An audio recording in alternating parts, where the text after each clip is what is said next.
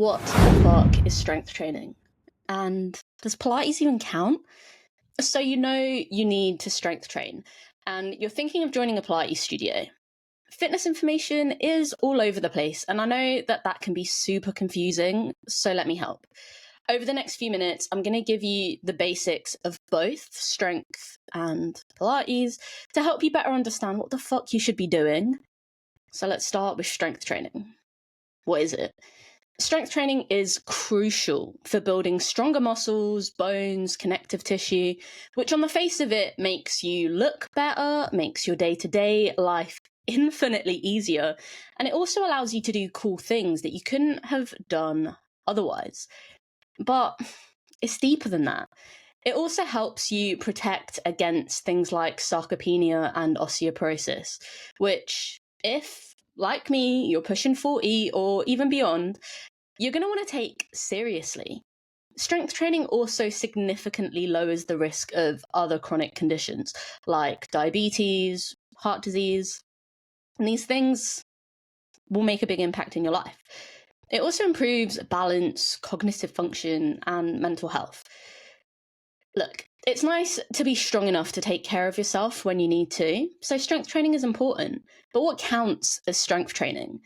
Basically, it's an exercise where your muscles work against an external force to create mechanical tension that is high enough to lead to muscle and bone adaptation. What's muscle adaptation? Well, it's when the muscle tissue changes in response to training. Your body knows a task is too hard and that it needs to adapt to be able to handle the task at hand. And we're basically designed to adapt to the demands placed on us. I'm using the word designed loosely here, but that's how humans work. So we lift and we adapt, and then we lift some more and we adapt again. The muscle adapts by increasing fiber size, so this is called hypertrophy, and it's what leads to a muscle looking bigger over time. It also adapts by improving force production, as well as just generally becoming more efficient and coordinated. Those gains in coordination go a really long way in allowing us to get better at stuff without necessarily getting any bigger or even any stronger. And that's why sometimes you're going to see tiny people doing unbelievable things. Our muscles primarily respond to muscle tension, repeated effort, and how close we get to failure.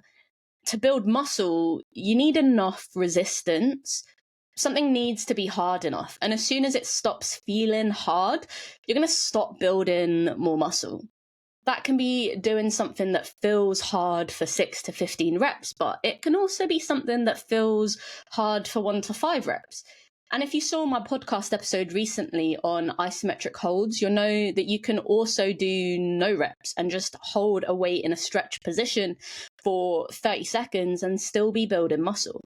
Which probably means holding stretches with just your body weight, so long as it feels hard, is also going to be building muscle.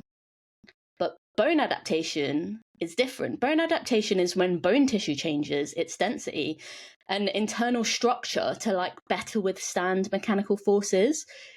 Basically, your bones get denser and stronger and take more pressure. This happens by increasing bone mineral density, improving bone architecture, and strengthening specific sites that experience load.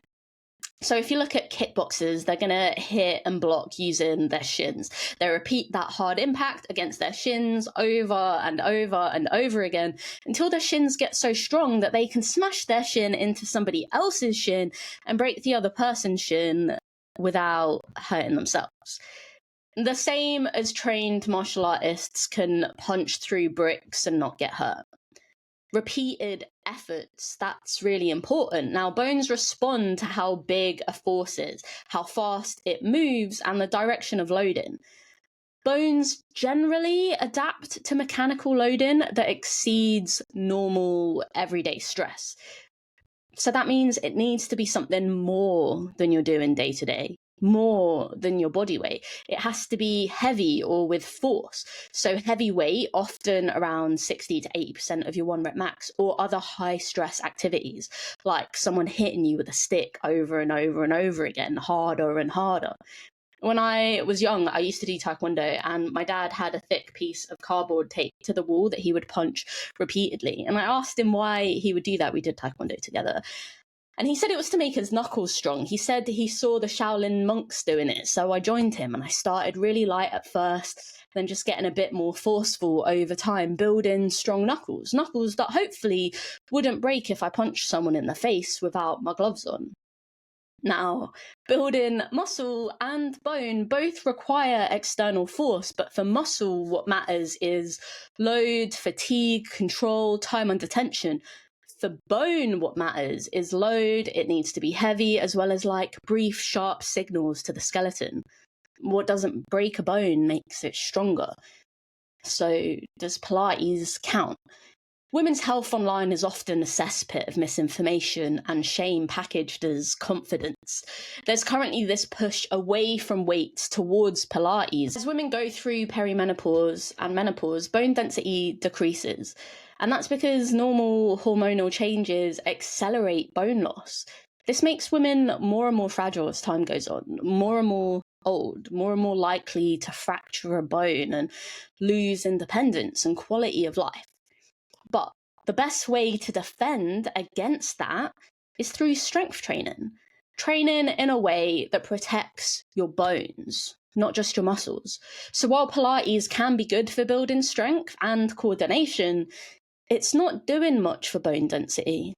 Pilates was created by a German-born man called Joseph Pilates in the early 20th century to a Greek gymnast father and a German housewife mother who really believed in naturopathic medicine.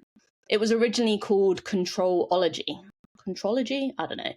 When World War I broke out in 1914, Pilates found himself in a prisoner of war camp in Lancaster as an enemy alien alongside other foreign nationals who'd settled in the UK.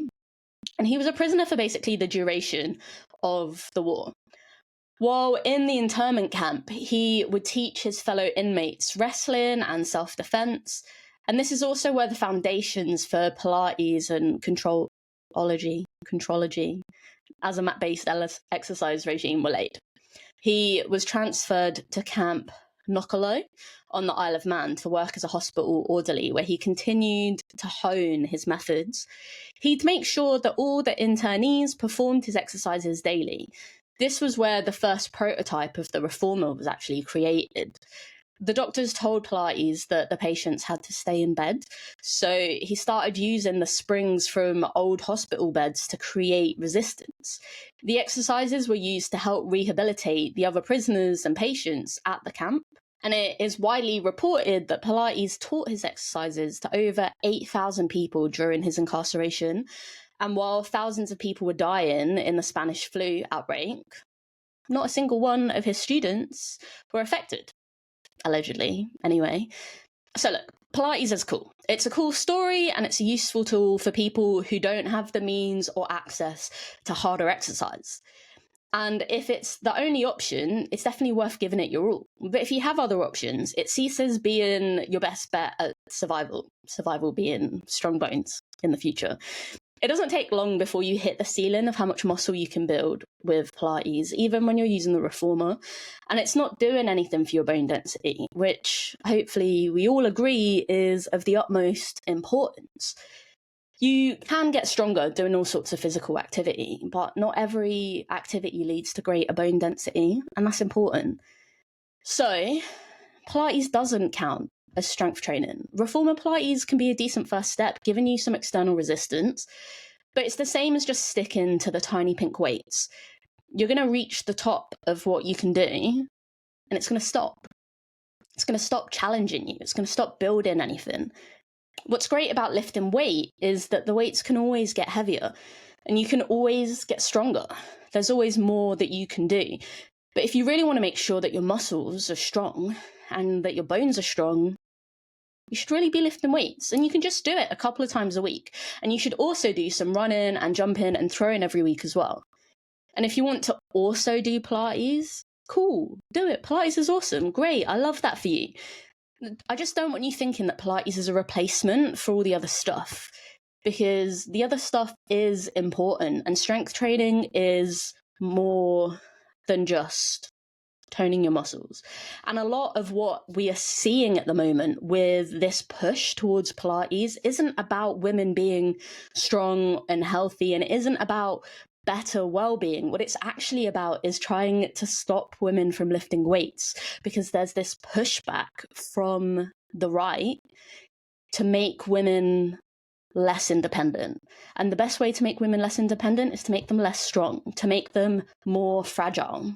So just bear that in mind when you're getting your fitness content, that sometimes it's not really about what's best for you.